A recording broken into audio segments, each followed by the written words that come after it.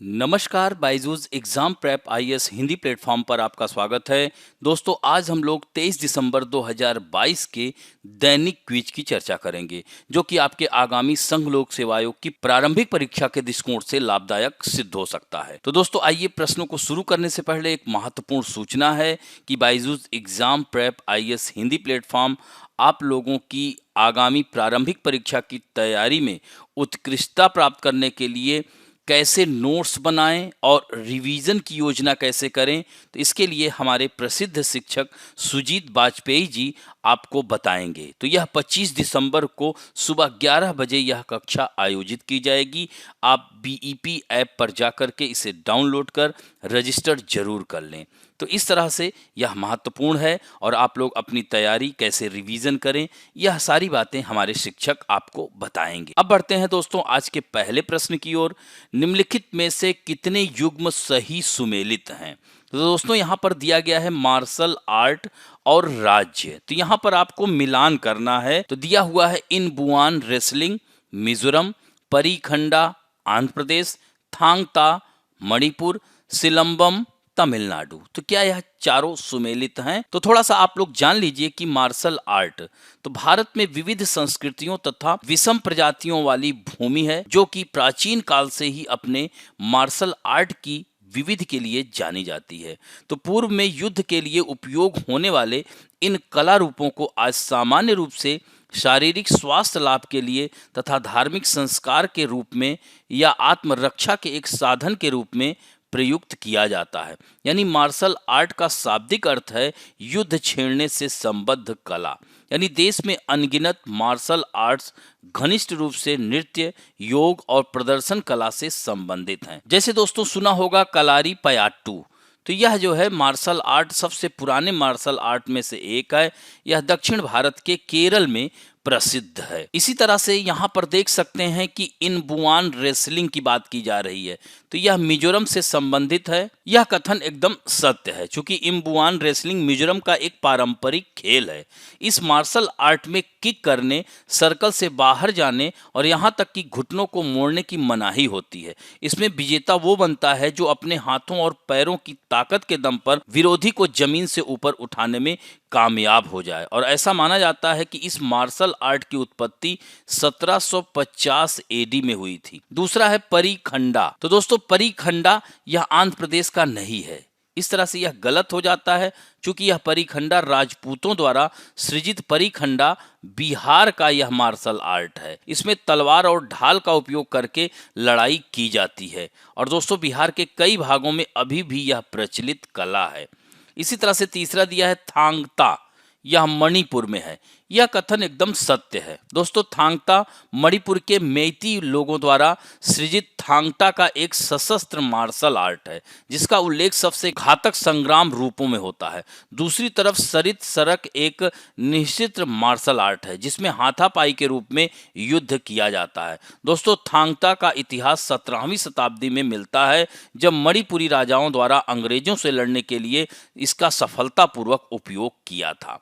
इसी तरह से सिलंबम की बात की जाए तो यह तमिलनाडु का है। दोस्तों सिलंबम एक प्रकार की लाठी चलाने की कला है, जो कि तमिलनाडु का एक आधुनिक और वैज्ञानिक मार्शल आर्ट है। तो इस तरह से देख सकते हैं पहला, तीसरा और चौथा यह सही सुमेलित है। तो अतः इसमें क्या होगा, केवल 3, अतः उत्तर सी होगा। इससे संबंधित द हिंदू में आई हुई खबर है। अब बढ़ते हैं दोस्तों दूसरे प्रश्न की ओर। सेबी द्वारा केकी मिस्त्री समिति का गठन किस विषय से संबंधित नियमों की समीक्षा के लिए किया गया था? तो दोस्तों यह शेयर बाय बैक से संबंधित है। पहला ही कथन तथा उत्तर क्या होगा, ए होगा। दोस्तों शेयर बाजार के रेगुलेटर सेबी ने स्टॉक एक्सचेंज के जरिए कंपनी के शेयर बाय बैक को खत्म करने का फैसला किया है। तो सेबी की बैठक में यही निर्णय लिया गया कि स्टॉक एक्सचेंजों के जरिए बाय बैक के खत्म करने को मंजूरी दी गई है। दोस्तों शेयर बाजारों में लिस्टेड कंपनियां निवेशकों के पास मौजूद शेयरों को खरीदने के लिए खुले बाजार से शेयर की बाय बैक करती है। इसके अलावा पुनर्खरीद का एक तरीका निविदा प्रस्ताव का भी है, जिसे सेबी धीरे धीरे लागू करेगा। सेबी ने बोर्ड बैठक में यह भी तय किया है कि शेयर बाजार से होने वाली पुनर्खरीद से जुटाई गई राशि का 75% हिस्सा कंपनियों को इस्तेमाल करना होगा। अभी तक यह सीमा 50% की है। तो दोस्तों, इन समस्याओं को देखते हुए सेबी के बोर्ड ने शेयर के बायबैक के नियमों में संशोधन की मंजूरी दी और एचडीएफसी के वाइस चेयरमैन एवं सीईए केकी मिस्त्री की अगुवाई वाली समिति ने सिफारिश की और इसे जो है चरणबद्ध तरीके से 1 अप्रैल 2025 तक समाप्त कर दिया जाएगा। यह इंडियन एक्सप्रेस में आई हुई खबर है। अब बढ़ते हैं दोस्तों तीसरे प्रश्न की ओर। नई रोशनी योजना, इसके संबंध में निम्नलिखित कथनों पर विचार कीजिए। यह अल्पसंख्यक महिलाओं के नेतृत्व विकास के लिए शुरू की गई एक कल्याणकारी योजना है। दोस्तों, यह कथन एकदम सत्य है। दूसरा, यह योजना महिला एवं बाल विकास मंत्रालय के अंतर्गत आती है। यह कथन असत्य हो जाता है क्योंकि यह अल्पसंख्यक मंत्रालय के अंतर्गत आती है।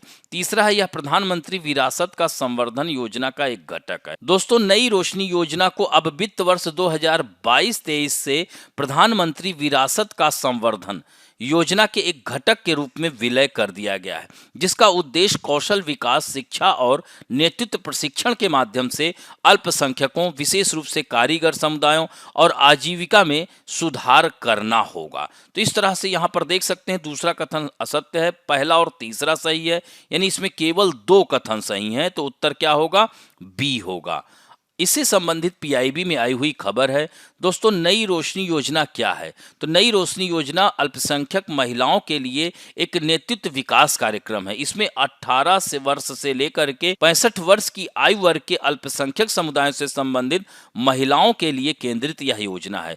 इस योजना की शुरुआत 2012-13 में की गई थी और इस योजना का उद्देश्य सभी स्तरों पर सरकारी प्रणालियों, बैंकों और अन्य संस्थाओं के साथ बातचीत करने हेतु ज्ञान, उपकरण और तकनीक प्रदान कर अल्पसंख्यक महिलाओं, उनके पड़ोसियों सहित एक ही गांव इलाके में रहने वाले अन्य समुदायों के बीच विश्वास उत्पन्न करना है। दोस्तों, इस योजना का महत्व यही है कि महिलाओं का सशक्तिकरण न केवल समानता के लिए है, बल्कि गरीबी में कमी, आर्थिक विकास और नागरिक समाज की मजबूती के लिए भी यह काफी महत्वपूर्ण तत्व है। दोस्तों, आप लोग यहाँ देख सकते हैं पीआईबी में आई हुई खबर है। Around 40,000 women trained all over India under Nai Roshni scheme, यानी नई रोशनी योजना के तहत पूरे भारत में लगभग 40,000 महिलाओं को प्रशिक्षित किया गया है। तो इन बिंदुओं को ध्यान रखिएगा। अब बढ़ते हैं दोस्तों, NABH प्रत्यायन को अक्सर किस प्रत्यायन के संदर्भ में देखा जाता है?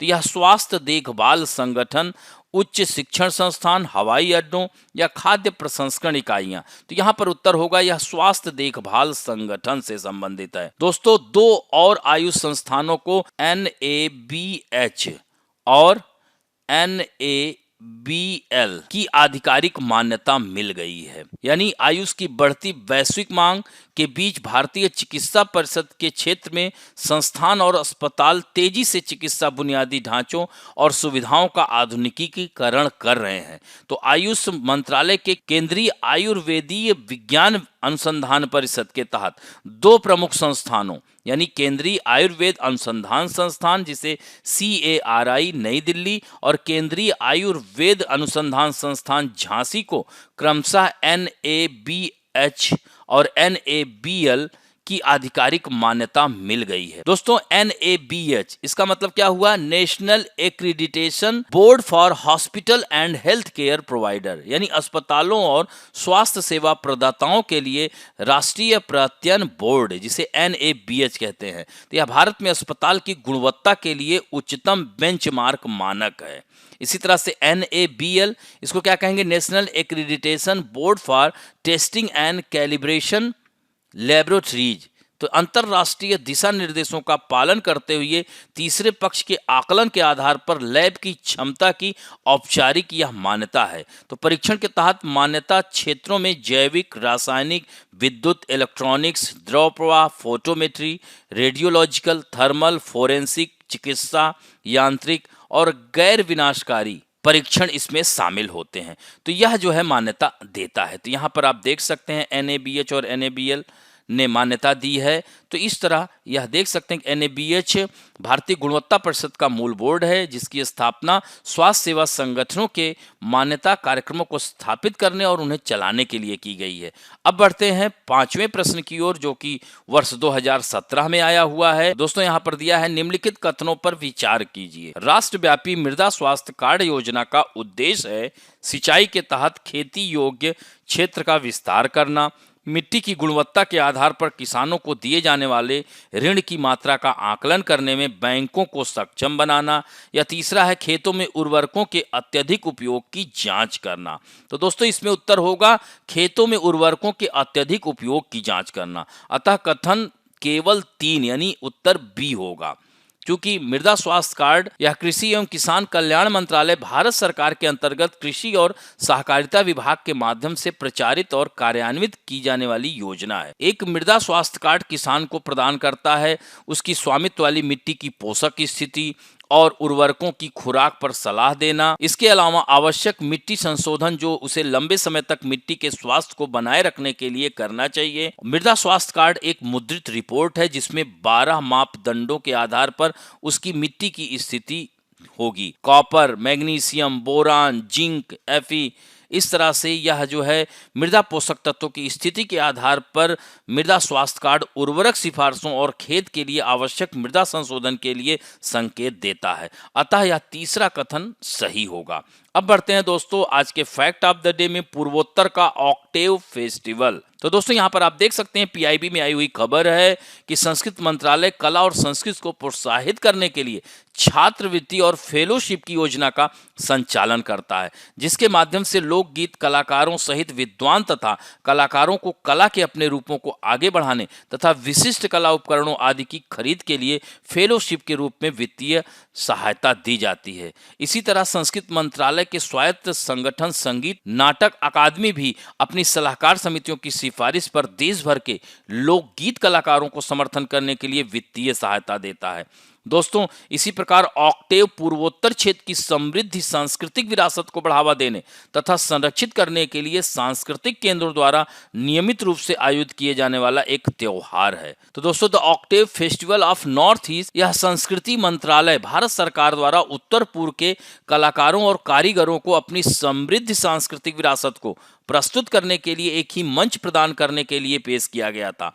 और इस क्षेत्र में 8 राज्य शामिल हैं, जिसमें असम, त्रिपुरा, अरुणाचल प्रदेश, नागालैंड, मेघालय, मिजोरम, मणिपुर, सिक्किम है। तो दोस्तों पहला ऑक्टेव 2006 में नई दिल्ली में आयोजित किया गया था और इसका जो उद्घाटन भारत के तत्कालीन प्रधानमंत्री डॉक्टर मनमोहन सिंह ने किया था। तब से north east zone culture centre Dimapur हर साल अपने समकक्ष जोनल कल्चरल सेंटर के साथ मिलकर ऑक्टेव फेस्टिवल का आयोजन करता रहा है। इस प्रकार यह जो है फेस्टिवल हर साल अब मनाया जाता है। दोस्तों आज के लिए प्रश्न है कि हॉर्नबिल महोत्सव किस राज्य में मनाया जाता है। दोस्तों दूसरा महत्वपूर्ण प्रश्न है, नई रोशनी योजना के अलावा अल्पसंख्यक महिलाओं से संबंधित और कौन कौन सी योजनाएं हमारे देश में चल रही हैं, इसके बारे में आप लोगों को बताना है। इस तरह से आशा करता हूं कि आज का अंक आप लोगों को अच्छा लगा होगा। यदि अच्छा लगे तो प्लीज लाइक, शेयर, सब्सक्राइब और बेल आइकन दबाना ना भूलें। धन्यवाद।